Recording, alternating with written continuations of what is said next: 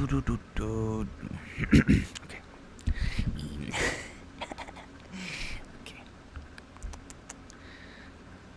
Okay. And we are live. What is up, guys? Praxeology Prodigy back with another Red Pill Lens movie review.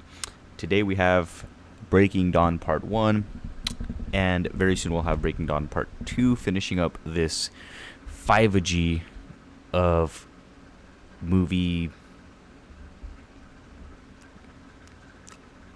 pile of whatever. I don't know, man. What the fuck? Guys, it's early in the morning. I'm doing this 1 hour right now because today I have an exciting podcast at 4 p.m. Eastern Time, New York time, whatever you want to call it. All right, let's jump right into it.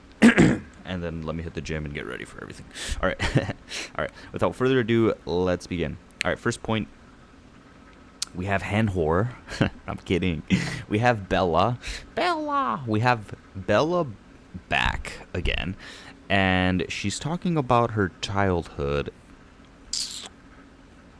Or she's just talking about childhood and defending it. This is the first thing. Damn. I watched it 2 days ago, so I'm going to be a little rusty. Apologies. Okay. Yeah, but the reason I wrote this point down is because, yeah, man, these hens have like child brains, man. Oh yeah, I remember now. She's doing a monologue. She's doing a monologue introduction because she's about to graduate and whatnot. Yeah. And then we see the next point. We see Jake. He gets the invitation for the wedding, right? He opens his door to his little barn and he starts running off into the distance like he's gonna do something. He's just angry or whatever. But yeah, he just runs into the forest doing nothing. That's all he does throughout the movie. When he gets angry, he just runs in the forest and just runs. Now, I didn't want to turn Bella into a cold one for such a long time was because after he turned into Batman, or into a Batman, he went on a spree, right? So basically, a few years ago, well, 100 years ago, and a few years after he turned into a bat, he actually did become Batman for a bit, and he was a vigilante killing bad guys and shit. So, like, if someone was about to do something, like a heinous crime, he prevented that before it happened by killing the bad guy. So, yeah, vigilante. So, basically, Batman is a Batman that was Batman before he was Batman. You get it? Okay. So yeah, he was a vigilante killing bad guys and shit, and he felt bad for it because they're humans and they had souls or whatever. So he didn't want that path for Bella, or a similar path for her after she became a bat or a vampire. But again, she just deflects and says, yeah, I'll be able to control it, whatever. And so, just useless backstory. These movies get repetitive, man. They find something to like try to prevent or change the hen's mind, but she just says, nah, I'm good, I'm different. And they're like, all right, and they just stop trying. And they just carry on. Okay, next point. Bro, you guys owe me one. No cap, bro. Like, having to watch these corny ass wedding scenes, bro, and like it was such a cringe fest, man. I had to sit down through that. I was like, oh, the whole time I was like, I need to do it for the content, for the Red Pill movie reviews and all this shit, man. I had to. So yeah, man, I was just cringing this whole time, and the wedding scenes and the girl fluff and all that shit and the makeup scene. What is this, man? What am I watching here? Ugh. Anyway, yeah. So we get to the wedding scene, and then everything felt forced, right? At least in the first movie, it was organic, and we felt the tension. And other movies know how to do it right. They know how to build shit up. They know how to get you going. But this just felt forced again. Putting classical music in the back and expecting us to, fucking, they're getting married and shit. Like, it's like a Thought Pocket's dream scenario. But why do they gotta go overboard with these blue pill movies? right? They're just it's too much, man. It was like it felt like 30 minutes of wedding. It really did. It was a long scene. It was really fucking long. It was excruciatingly long. Right, thought pocket. I got that from from fresh and fit comments, man. A lot of this shit is fucking like thought pocket. The other day I was watching the Fresh and Fit podcast, off topic by the way. And they had this couple on, and it was the G for P guy, and one of the comments said, he's not G for P, he's G for G. He's G for G, bro. What the fuck, man? Yo, bro, those guys have no chill, man. Those comments, man. That's funny as fuck. But yeah. Thought pocket, yeah. I got that from Fresh comments. That's funny as fuck, man. Oh, okay. Anyway. And then Twinky. I got that from Zerka. Twinky. Twinky, bitch. Okay. Alright, back to the point. Apologies. Yeah, the wedding was extremely long, but yeah, somewhere in their hen friends hold on, what did I say? Yeah, someone in their hen friends like little group, they're like, yo, she's probably pregnant, because who the fuck gets married at 18? In modern times, yes, but just listen to that again. She's pregnant because she's getting married at 18, right? Like,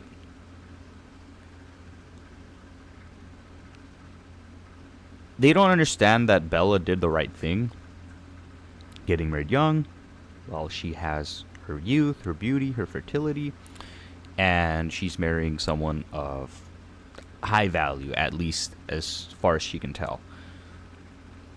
Which, in his day, this thing was completely normal, right? Because he proposed to her right after graduation. So, this guy's mentality is still stuck in those old contract blue pill times. But just hearing those hens in her hen friend group, it just makes you ponder, like, wow, how times really have changed in the lifespan of one human, right? 100 years. Yeah, cool. All right, so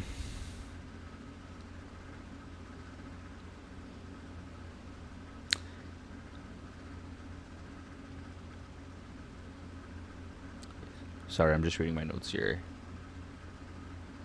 Yeah, one last thing on that is look how easily she gets pregnant later on, right? Because she's young. So, all right, next point. Okay, so at the wedding reception, yo, at the wedding reception, it's snowing snow bunny vampire hens, bro. Left and right vampire snow bunny hens, bro. Like, it turns out one of the Thought Pocket snow bunny hens, they were getting twinkified by Saint Laurent mask from the first film. The dude with the dreads that got torn to pieces in New Moon. She was getting twinkified by this dude over here. Like, my boy Saint Laurent mask with dreads and shit was slaying snow bunnies left and right in the Eternal Life. Damn, bro, that's crazy. He was twinkifying. Yo, shout out him, bro. He was twinkifying these fucking snow hens, man. He even deep converted one, or alpha widowed one, because she got all mad at the werewolves, at one of the werewolves. She was like, what is one of them doing here? What is one of them doing here? We fucking hen. Snow hen. Yeah, and then she was just being ignorant and at why he became a statistic, because he was about to kill the fucking bride at that wedding reception, but she just, again, solipsism. She was like, no, my alpha, whatever, you know how alpha widows are, man. They just rationalize anything, or hens in general. I went on that rant yesterday, so check out that red pill rant if you haven't. Yesterday, I called Gym Time. I talk about how women are actually better rational agents than men, albeit they lack the empathy to stop this train once it's going. But yeah, they can rationalize just about anything. So, okay, next point. Actually, let me write that down, because I was. Oh no, I did write that down. Okay, I was about to forget about that. Okay, cool. All right, next point. Yeah. just like I said, the wedding reception took forever. The toast scene was full of like cringe blue pill propaganda. The dumb bumbling idiot father that's threatening the excuse me, threatening the groom, the cringe mother that's emotional, and the level-headed other parents, and the jealous fucking bride hen friends, because she's like, well, I'm valedictorian, I should be getting married or some shit. There, you see how that's like the modern female, like, oh, I have a degree, I have a PhD, I should be getting married to this high value man, not her, she's a hen. You see what I mean? She's like covertly trying to disqualify her friend, man. She's already married, bro. What are just full of blue pill shit, man. Not one red pill anything in this film, man. It's cringe, bro. Really. Then we hear the groom do some good poetry. Some good poetry from Batman, but that's about it. Okay. Next point. And we get to see Jacob. He came back to see Bella one last time before she turns into a cold one. And they're talking pretty good. No bullshit. Just some friendship talk at the beginning. And obviously some blue pill shit, right? And then Bella starts crying because she's like, oh, she knows her insurance alpha is going to have to like move on. And she's not imprinted on by him. So she won't be able to use him anymore and whatnot. But then she tells Jacob that she wants to become Batman's Twinkie for the next few months for the honeymoon. And then Jacob puts two and two together, and he knows it's basically a black pill for her doing that. Because trying to have a vampire baby and becoming a Twinkie full of kidney stones, you know, not a good mix. So, yeah, he gets mad, and he ruins the mood of the evening and shit. And yeah, he gets stopped by the res pack himself before doing anything stupid. And they all know what time it is, but yeah, they start plotting from there, the res pack.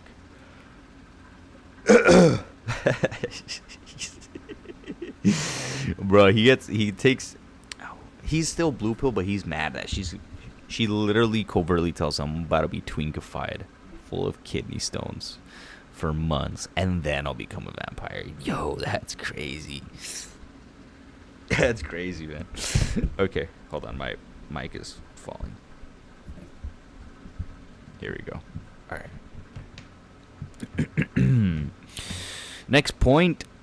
Then we fast forward and we see Batman takes Hen to Twinkie Central in Rio de Janeiro, where every chick is a thought pocket for the night, where it's all humid and sweaty and dance music all in every corner and just fun. And yeah, but they don't even stay there. You know, they're white, so they gotta, you know, they can't stay around the peons. What are we doing? We're white people. We can't stay around these peons. I'm kidding. I'm joking. It's comedy. So they dip, and these motherfuckers pull up to a private island, bro. A private island where I saw in the background, I saw motherfucking Jeffrey Epstein himself waving at the fucking bride and the groom from the other island in the back and shit with some... I don't even want to go there. Yo, that's dark. Yo. But yeah, then we see Bella getting herself ready to become a Twinkie, a thought pocket. She's shaving and cleaning up, getting her makeup done. So she knows what time it is, man. She knows what's about to go down. But I do like how after the wedding, they ride off into the moonlight instead of the sunset, right? Because it's such a cliche that once people get married, it's off into the sunset, but in this case, it was off into the moonlight. And when they're on the island as well, it's the moonlight. They're not on some shiny, sunny bullshit island and ocean, whatever. It's just moonlit. I like the contrast. It's really cool. Yeah, and then they're on the island, and Bella Hen finally becomes a Twinkie, and they go on a montage of twinkification for Batman. It's unhinged emotions and hormones. It's no control, no nothing. Right? I guess Titanic really spoiled me with their twinkification scene, because they had such a great build up, so much RP awareness. And that was a true RP, like, female film. Dude, that shit stood the test of time. I don't see no one talking about Twilight films. Even females. The target audience, females, don't even talk about this film anymore. It's gone. It's dust. It went on into the moonlight, and it's gone forever, because these films lack that red pill awareness. Man, I'm telling you, if these films had red pill awareness, or just some aspect of red pill, they would have done way better over time. I mean, they did these. I think these films did good. If I remember correctly, I'm pretty, because I remember everyone talking about the Twilight films and shit. I was like in fucking elementary school when these shits came out. So yeah, I remember everyone talking about these. Right? Anyone saw Twilight, and now no one. It's not even reference anymore, or whatever. It's just it's all forgotten.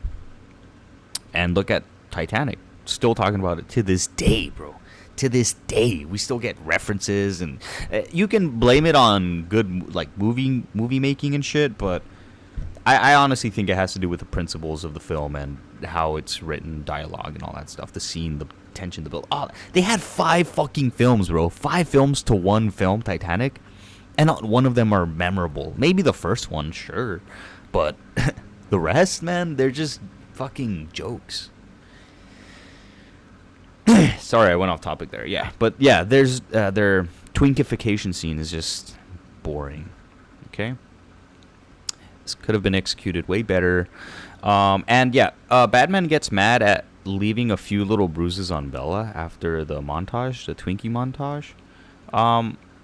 But what a little blue pill, man. A little slap, a little bruise doesn't hurt her. It's on her shoulder. It's not like it's on her face. So you left her with the black eye. It's just regular fucking crazy shit. You know what I mean? Like, a little slap doesn't hurt a bitch, bro. But he's too chivalrous to her. And yeah, he's also self-deprecating. You never self-deprecate again, breaking simple RP rules. Only getting better, man. It's just, you're trying your hardest. You will become better. Okay, cool. All right, and this blue pill mentality, it's just too much. Now Bella is trying to make Batman man up.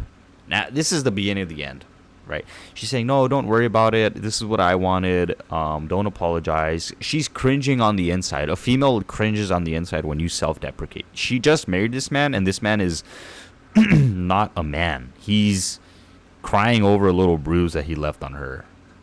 And he's not taking frame. He's not taking control. He's not owning up to it. He's like, yeah, it's a little bruise. You expected it.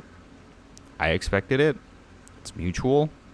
Moving on. Let's enjoy our time. Let's go. I got shit lined up for us. Let's enjoy this honeymoon. No crying over a little simple fucking kidney stone in your uterus that I left in you. But yeah, she's trying to make her man up, man. Yeah, no female wants this. Yeah, this marriage isn't going to last at all. I can already tell. All right, next point. Yeah, then they go on a little montage of hanging out and chilling, doing some fun stuff, playing some chess, going to a waterfall, diving into the waterfall, swimming. Just some fun, fluffy montage bullshit. All right, and then we see she asks for an official twinkification, part 2. And this time it works. Doesn't want that. She wants kids and a family, just like Rosalie predicted, right? This is probably the span of a few months, man. Because you see how you give a female anything she wants, everything she dreamed of. And now she's going back and it's like, yeah, I want what this lady was envying me for 3 films for. I want that. I changed my mind. I don't want perfect. I want biology. I want my innate feeling for things. I need to fulfill, right? Her purpose of being on Earth. She gets nasty baby fever, Bella, because she wants a fucking vampire. A hen gets kidney stones. Look at the fucking thumbnail, bro. at the screen. She's begging a vampire for kidney stones. Again, they don't nut, man. They nut stones, bro. They're full of stones. It's like a boulder rolling out of the urethra. You know? Yeah, don't close your eyes and picture that, guys. But yeah, she's yeah, that's what all these modern hens have coming to them, bro. The Bella hen syndrome. They want perfect, then they get perfect, and then they don't want it no more. They want that grounding feeling. They get baby fever, and they want what every female has wanted since the beginning of time: a child and a family. Maybe not even a happily ever after, just those two things. That's it. That's all she wants.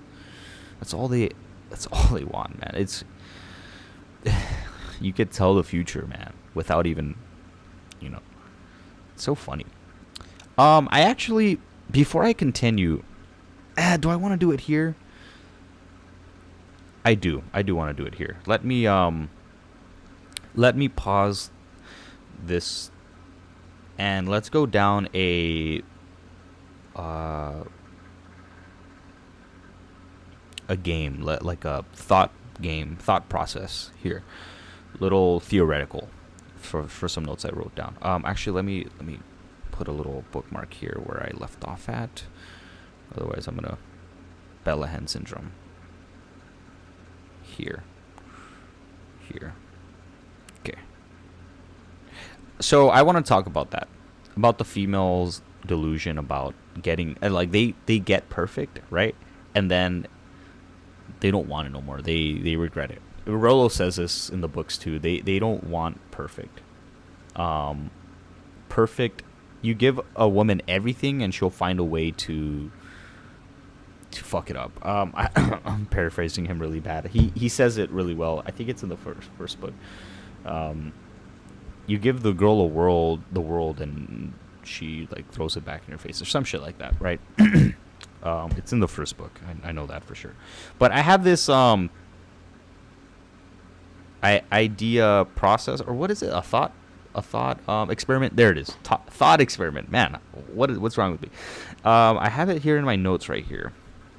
About this has to do with the burden of performance. Or actually, no. This is let me see. Is it the burden of performance?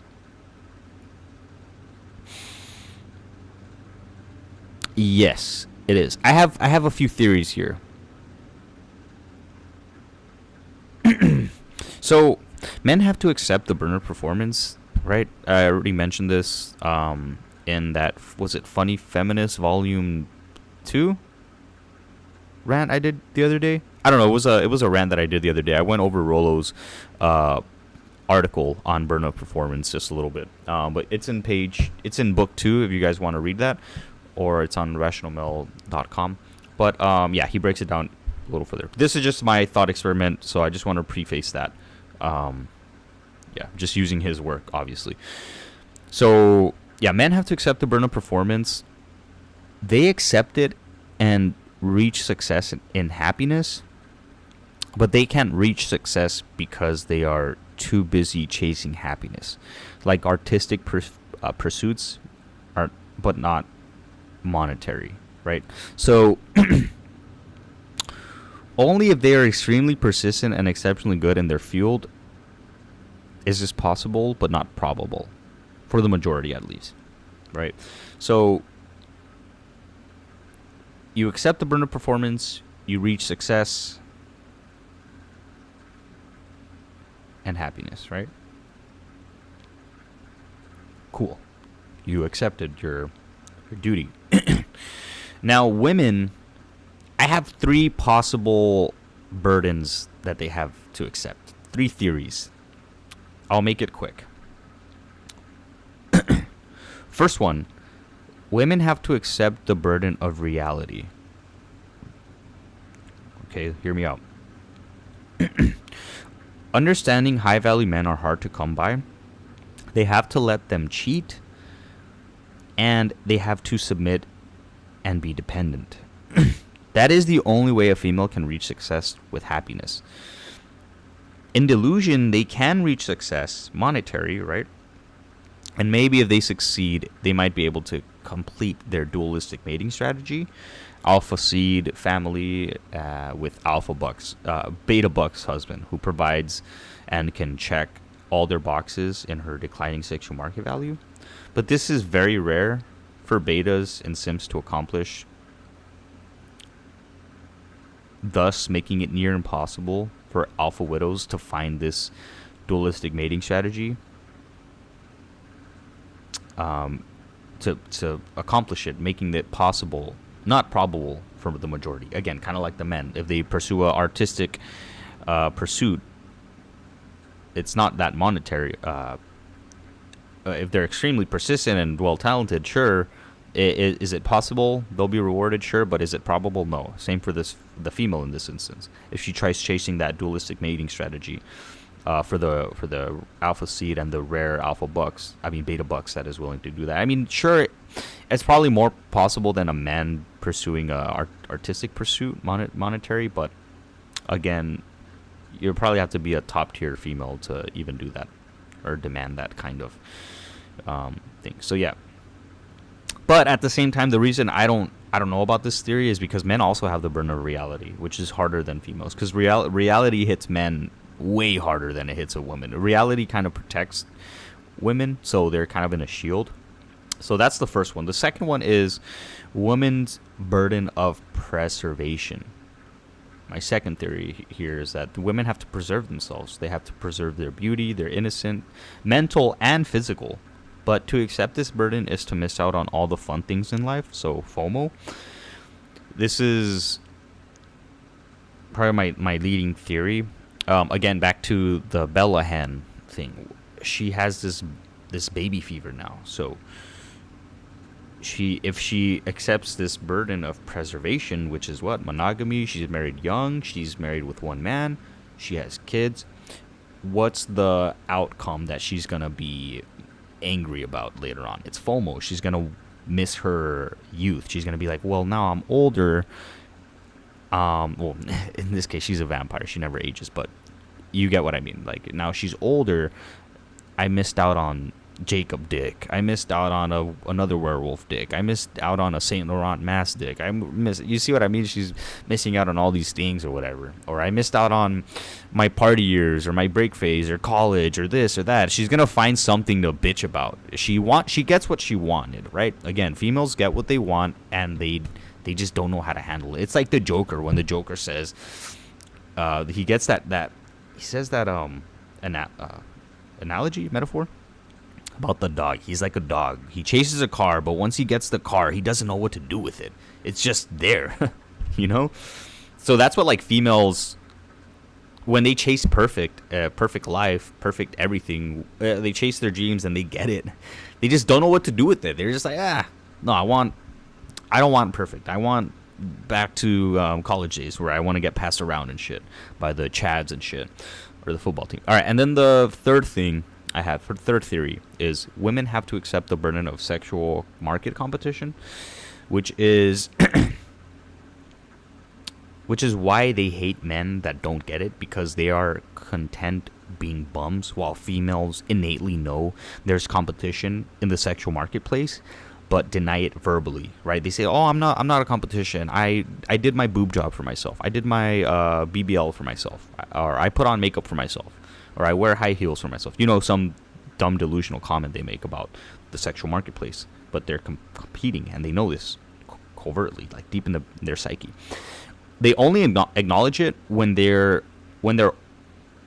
own discontent of being in their shoes. Wow, what did I write? Only acknowledge it with their own discontent of being in their shoes and trying to bring down other females when they are being truthful. What did I mean by this? Let me see.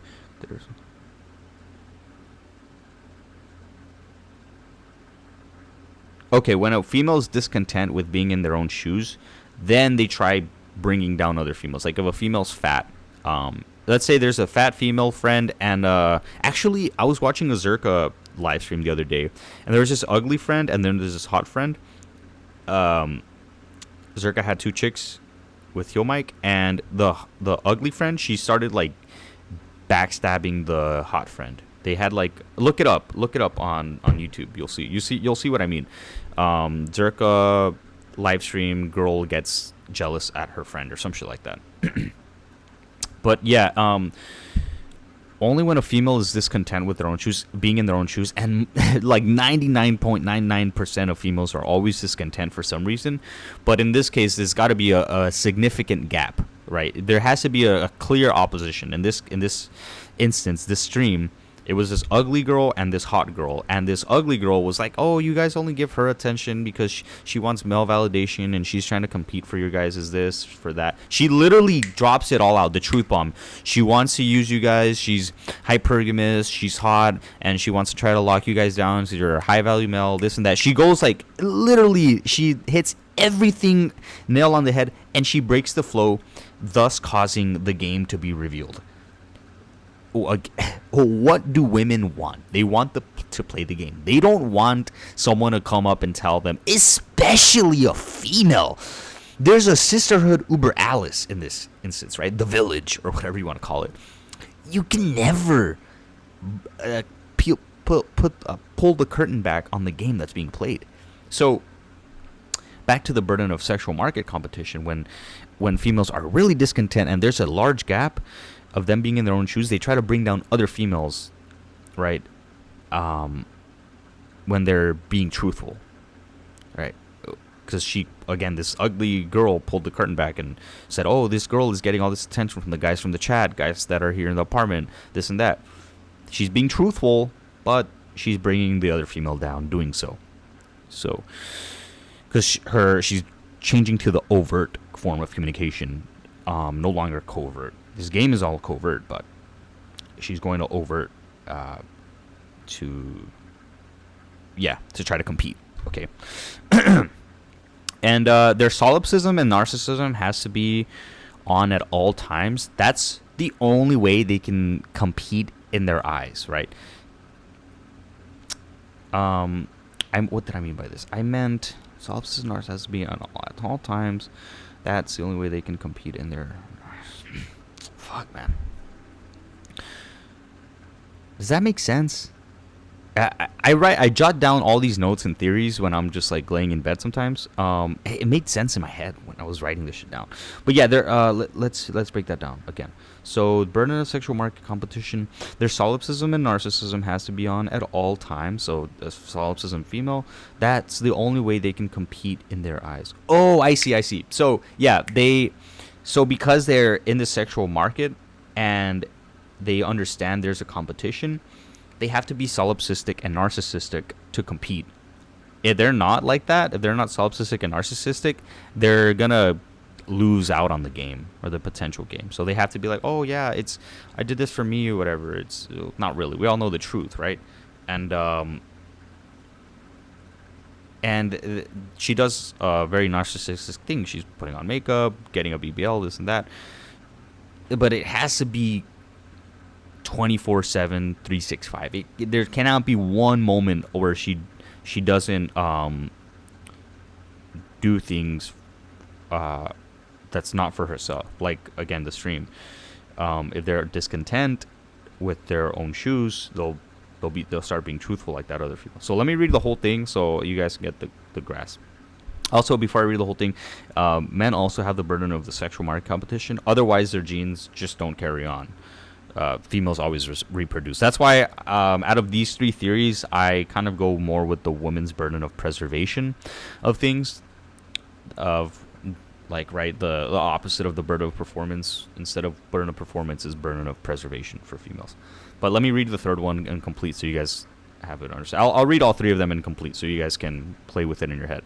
So women have to accept the burden of sexual market competition, which is why they hate men that don't get it, because they are content being bums, while females innately know there's competition in the sexual marketplace but deny it verbally, only acknowledge it with their own discontent of being in their shoes and trying to bring down other females when they are being truthful. Their solipsism and narcissism has to be on at all times. That's the only way they can compete in their eyes. Okay, that's the third theory. So yeah, that's the three theories I have about the possible burdens that female have. Again, the first one is women have to accept the burden of reality. Second one is women burden of preservation, which is the one I'm leaning towards the most. A guy doesn't really have any burden of preservation. The only preservation a man has to do is good morals. But even then, dark triad men are they're blessed with fucking females and shit, right? You know what I mean?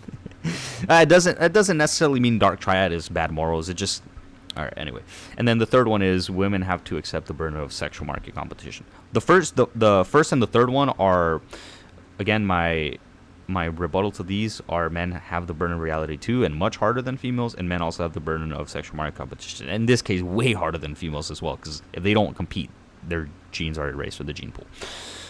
So let me read the three of them again, and we'll go back to the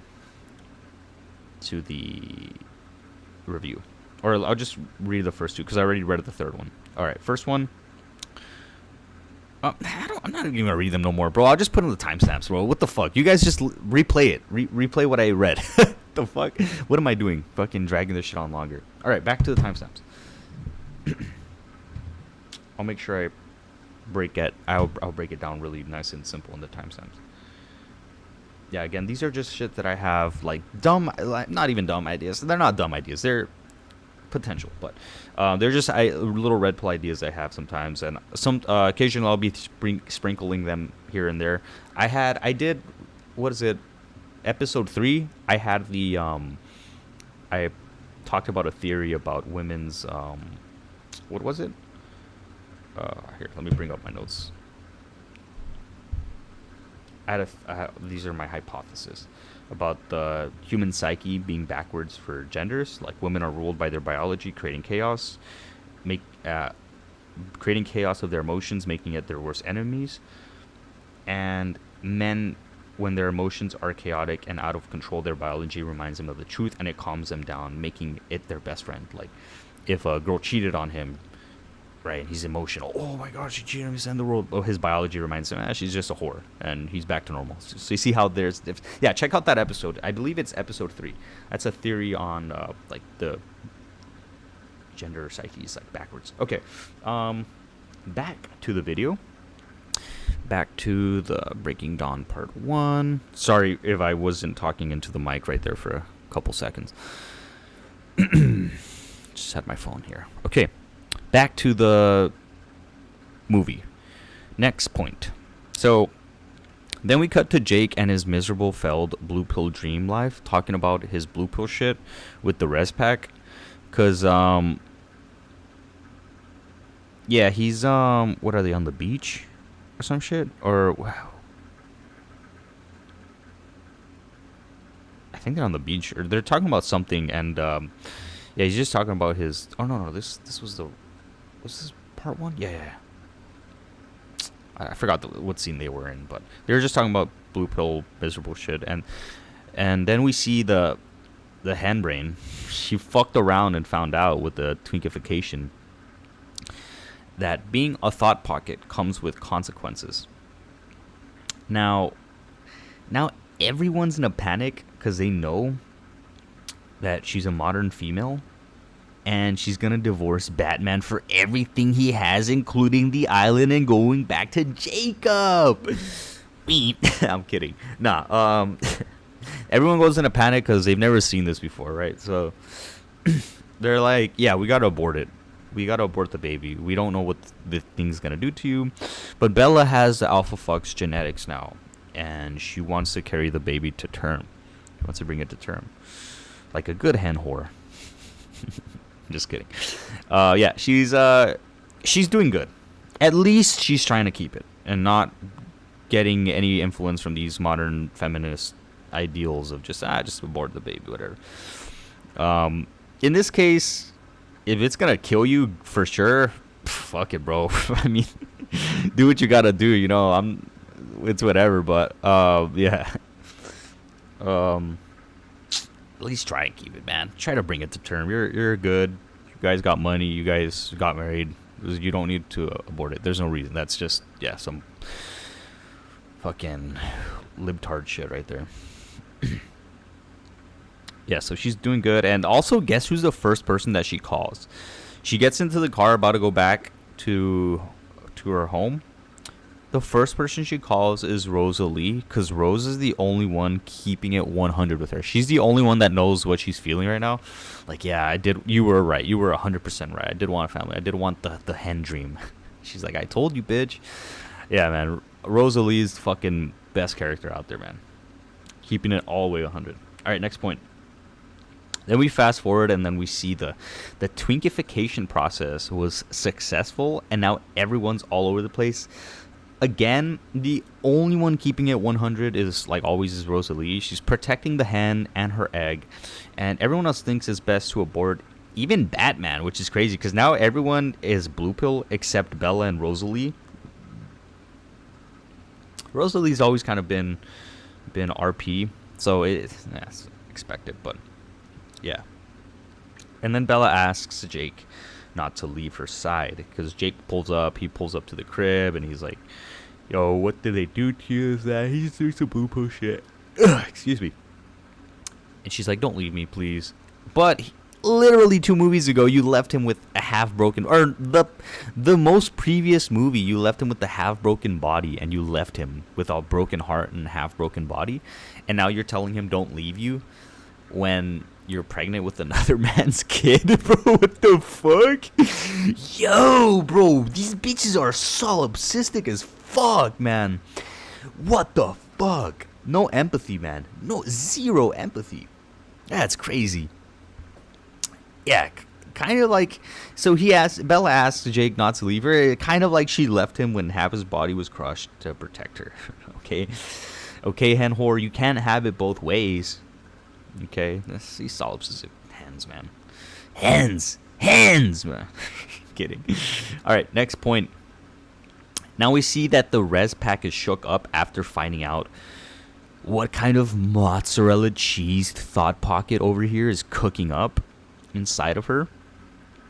And we see Jake finally take the alpha status. Again, Jake gets mad, runs off into the forest, gets the pack. But yeah, he gets alpha status back, or at least omega, because he's broken off into his own little pack. And yeah, excuse me, he gets a few guys to follow him.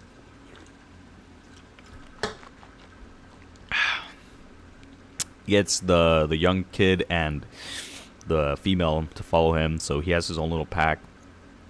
And unfortunately, his blue pill ideology broke him off from his brotherhood. Yeah. Blue pill ideology is not good for brotherhood, man. You left your brothers. They were there for you when you had, like your blood showed itself that you're a werewolf, and you left them all for a female. Now the cold one hunter becomes best friends and runs with the cold ones, all because of a hen. Which is a cool dynamic to see.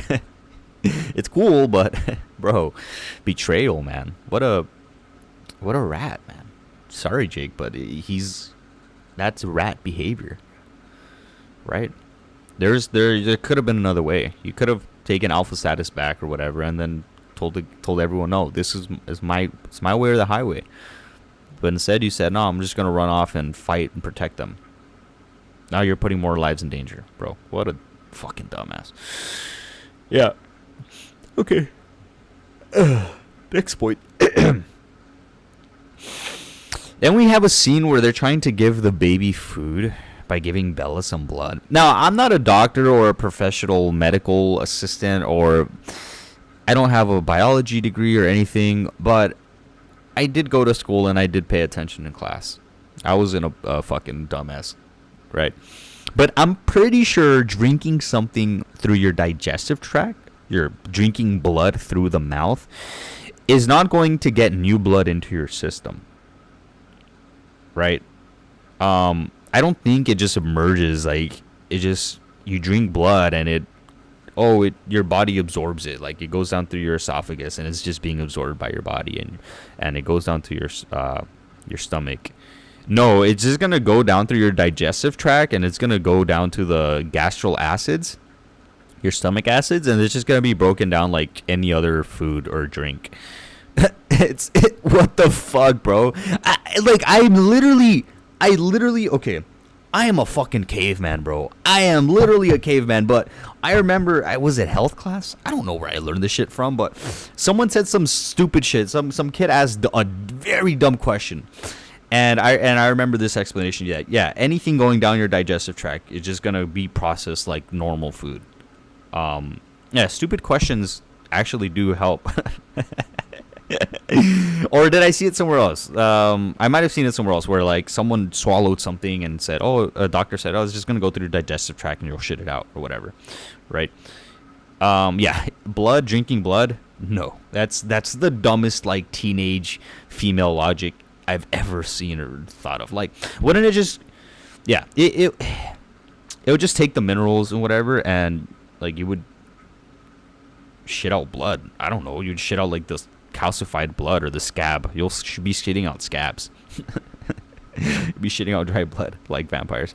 But yeah, I think a IV drip with blood is the correct way to do it, to put blood in your system. I think, you know, those where they put in your veins in your they put a needle in your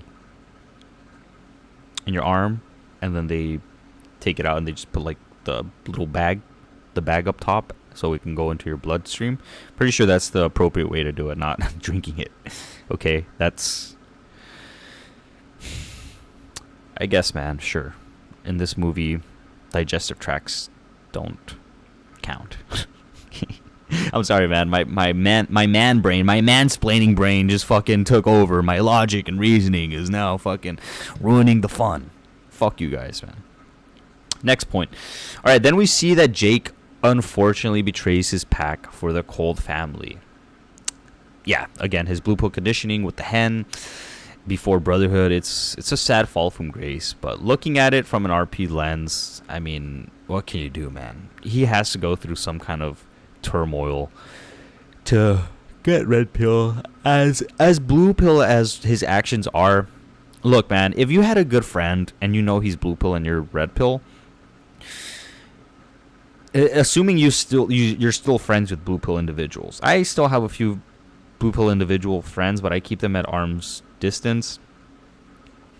Like my good friends that I talk with, they're like 50-50. They're not all the way there, but they're majority red pill. They wouldn't do anything blue pill, as far as I'm aware. And then again, I only have like a couple friends, a handful. And the blue pill ones are way out there. I don't even consider friends. I just consider them people I used to talk to in the past, right? But yeah, like if they do something to you that's blue pill, like betray you, like there's no coming back from that. Let's say something small. Betrayal is too big. Yeah, you just can't betray me, and I can't forgive you. Let's say something small, like I don't know, some blue pill shit. They tried amogging you at a function with chicks around. You're like, yeah, it's a blue pill tactic, but sure, man, you're blue pill. Whatever, I'm red pill, I can handle it. I'll take it. I'll take it just so you can learn a lesson. And then they try amogging you and it backfires and you get all the girls, and then they get red pilled like, yo, what the fuck? I thought I was a alpha. I thought I was a cool guy.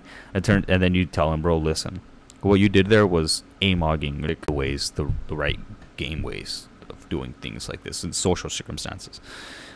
And they'll be like, okay, I'll learn from you, because clearly you my tactics don't work. If they have critical thinking, obviously around her in her guts for the baby with his dirty fucking unwashed hands, that's probably why she died. That's most likely the case. I don't think it was, had anything to do with the baby or anything. But then we see Jake about to kill a motherfucking baby, feminist style. We fast forward because he's pulling up to Rosalie right behind her. He gets mad that Jacob dies, but yeah, Jake's about to kill a baby feminist style, aborting. he's giving the baby a gender reaffirming care. He's basically castrating it and late term abortion type shit, man. Kidding. No, I'm not. Yeah, but yeah, he ends up imprinting on her just by eye contact. I thought imprinting would end up like him putting a tattoo on her, or like leaving a mark, or fucking biting her while he's in werewolf form or some shit. I don't know. I thought it was gonna be some cool shit, not just eye contact. But it's just eye contact, and they see the future together. But it's whatever. Yeah. Then they have this big CGI showdown, but it's over once Jake once Jake mind talks with Batman that he imprinted on his daughter, causing a double cuck effect on Batman. Now, Batman has been cucked 2 times. Damn, bro. My boy Batman did deserve this, man. But he took it like a champ, bro. He took it like a champ, you know, so. Yeah, so good for Jake. Good for Jake, man. He moved on. He needed to move on. Now he finally won't be a blue pill over a hen whore no more. I mean, he'll still be a blue pill over a hen whore, but for a different hen whore, not the hen whore. Yeah. Yo, Batman was cucked. His main chick and his daughter, man. What the fuck, man? Main girl in the mountains. Now his daughter, bro. What the fuck, man? Would you guys let that happen? I wouldn't let that slide, man. The fuck? Getting cucked twice? By the same dude? Yo, what the fuck? All right. But yeah, we finally see that after all these movies of being so fucking repetitive and annoying with our main character, she finally gets her wish and becomes a what? Oh gosh, guys.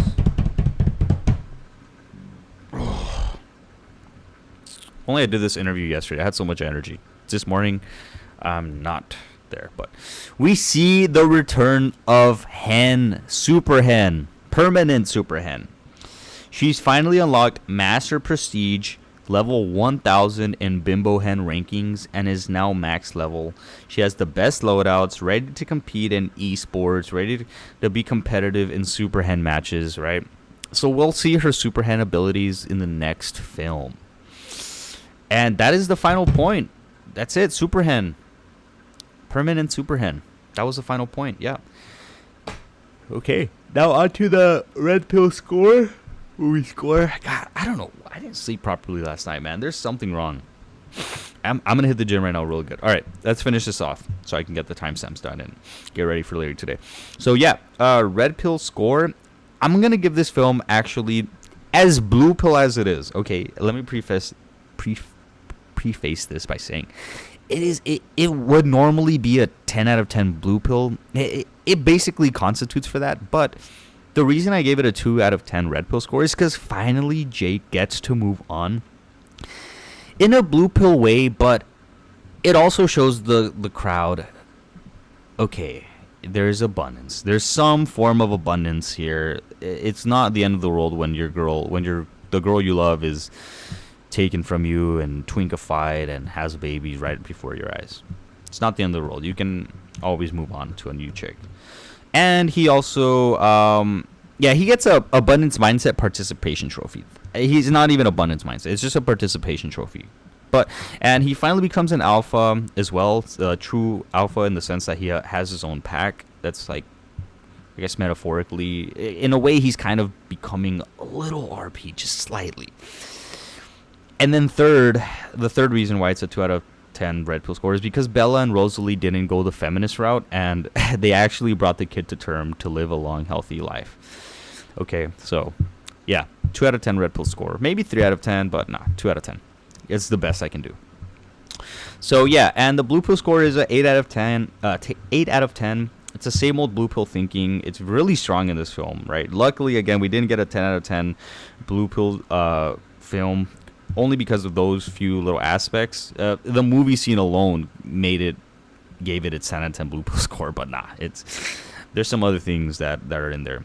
Yeah, because the movie, the marriage scene is the wedding scene is like every girl's like wish, like, oh, they want a badass wedding reception, like all this, like just for one night, and then like a honeymoon, like they're all a private island and all that shit. But then like after that, it's just like chaos, you know. Like the perfect life is over after like a few days. So, yeah, it would have been a 10 out of 10 if the abortion went through. No cap, man. And Jake stayed beta bucks, and stayed a beta in his pack. But yeah, no, it's 2 out of 10 red pill, 8 out of 10 blue pill. Okay, cool. That's the end of the review, guys. Like I said, today at 4 p.m. New York time, Eastern time, I'm gonna have a podcast with I would consider him a friend now because he's a really good, very smart individual. Met him on Twitter very recently, and it's gonna be a great podcast. It's gonna be a surprise for you guys. Yeah, this is gonna be a good one. It's gonna be out of left field. Actually, I'll try to be implementing as much red pill as I can into it, but it's there's probably gonna be 0% red pill in this conversation. This is gonna be other stuff, right? We're gonna be picking the brain of the interviewee. Okay, so it's gonna be fun. Also, the next film I'm gonna be doing after Breaking Dawn Part 2, which I'll probably get done tomorrow. Actually, I might have another interview for you guys tomorrow as well. Still working on that. Hopefully, it goes through. That would be a really good one. That one would be 100% like red pill conversation. The one for today, not really, but it's still gonna be a really good podcast. So tune in for the one at 4 p.m. today. Again, 4 p.m. New York time. And then, after Breaking Dawn Part 2, might do it tomorrow morning. I'll do Casino Royale. That's a good one, James Bond. Should I do the James Bond? Should I do all of them? I think it's another 5G as well. Let's see. Casino Royale, Quantum of Solace, Skyfall, and Spectre, and then No Time to Die. It's a 5G with Daniel Craig's James Bond. He has Bond. I mean, James Bond is pretty RP, man. James Bond is pretty red pill. I'm probably fuck it. I'll do it, man. I'll do James Bond. We'll do the James Bond 5G. Pretty red pill, and then we'll do Interstellar. I'll probably do Interstellar first, and then the Bond 5G. Probably do that next week. So I have a lineup for next week. About to hit the gym right now. Just today's Saturday, so it's just 10K steps. I'll be done with them in no time. I'll get the timestamps up as soon as I come back, and you guys will have that going for you. Other than that, that's it. I hope you guys enjoyed the video today, the live. That's it.